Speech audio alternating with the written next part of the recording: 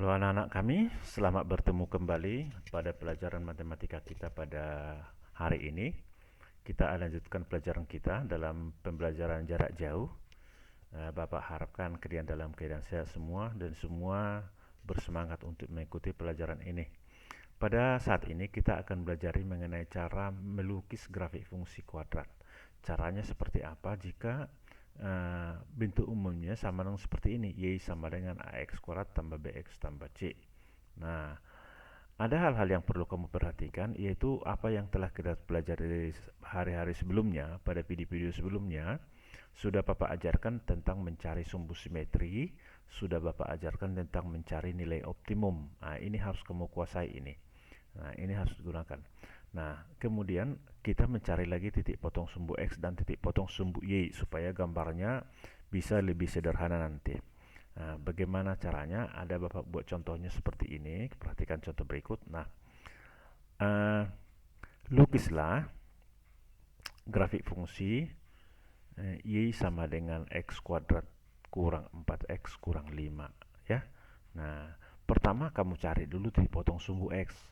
Syarat untuk mencari titik potong sumbu X itu Y-nya harus sama dengan 0. Itu harus sama dengan 0. Jadi 0 kan ini 0. Jadi X kuadrat kurang 4X kurang 5 sama dengan 0. Nah, kalau ini sudah sama dengan 0, berarti carilah bilangan yang hasil kalinya negatif 5 dan kalau dijumlahkan negatif 4. Bilangan berapakah itu? Itu adalah bilangan min 5 dan 1. Kan ya? Min 5 kali 1 kan min 5. Min 5 tambah 1 adalah min 4. Nah, maka inilah. Maka faktorkanlah ini.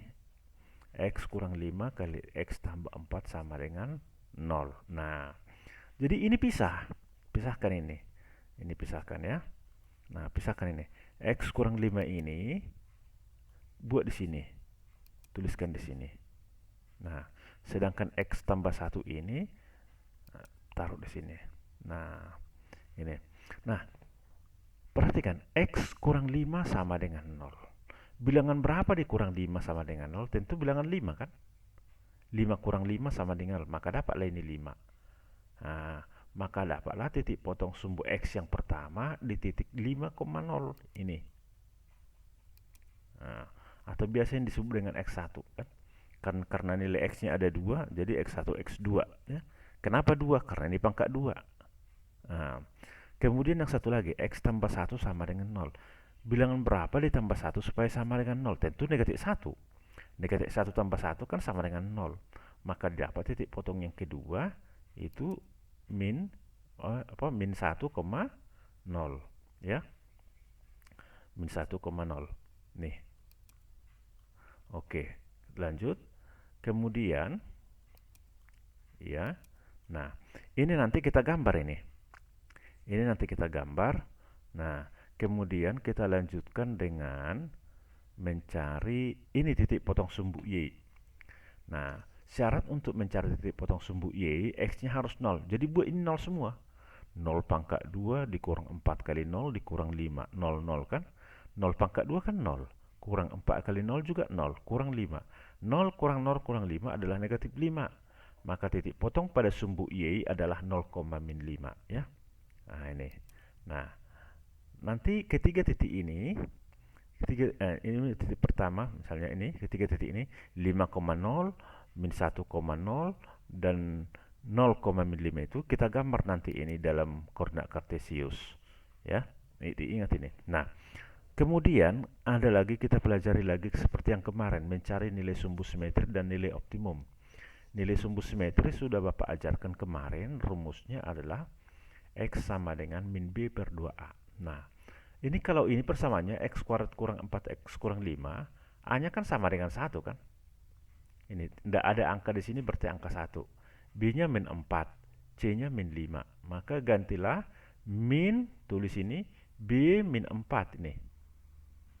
Nah, per 2 ini kali A, A-nya 1 ya. A dari sini kan 1 ini kan tidak ada angka di sini.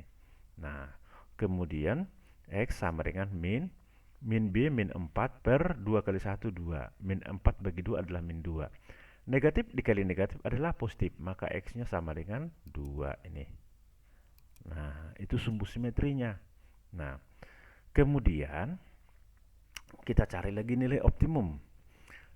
Seperti rumus yang sudah Bapak jelaskan pada video-video sebelumnya kan, mencari nilai optimum itu gunakan ini, rumus ini, ya. Min B kuadrat kurang 4AC ku per 4A, ya. Nah, boleh. Jadi Y sama dengan min 4 pangkat 2 kurang 4 kali 1 kali min 5 sama dengan per 4 kurang 1. 4 pangkat 2 adalah 16 dikurang. Ini 4 kali min 5 adalah min 20 per 4, ya. Per 4. Maka Y sama dengan min. Nah, 16 negatif kali negatif adalah positif, maka ini berubah menjadi positif, tambah 20. 16 tambah 20 adalah 36. Ini negatif ini tidak ditulis di sini ya, per 4. 36 bagi 4 adalah 9, maka Y sama dengan min 9 nih. Nah, jadi ada berapa buah titik yang kita peroleh tadi? Nah, titik yang kita peroleh itu pertama itu ini 5,0, min 1,0, kemudian 0, min 5, kemudian dapat lagi ini X sama dengan 2, X sama dengan 2 ini berupa garis ya, dan Y sama dengan 9. Jadi ini semua kita tulis di sini. Nah ini titik, ini min 1,0 ini kita gambar, ini gambarnya min 1,0 pada sumbu. Kemudian 5, itu kita gambar ini. Nah, ini pada sumbu X ya. Nah, kemudian titik potong sini 0,5 ini. 0,5 itu ada di sini. Nih. Kemudian sumbu simetri X sama dengan 2 ini. Nih. Nah, dan nilai optimumnya ini min 9. X, Y sama dengan min 9. Nah, titik-titik ini kita gabungkan dengan garis, bukan garis lurus tapi grafik ya.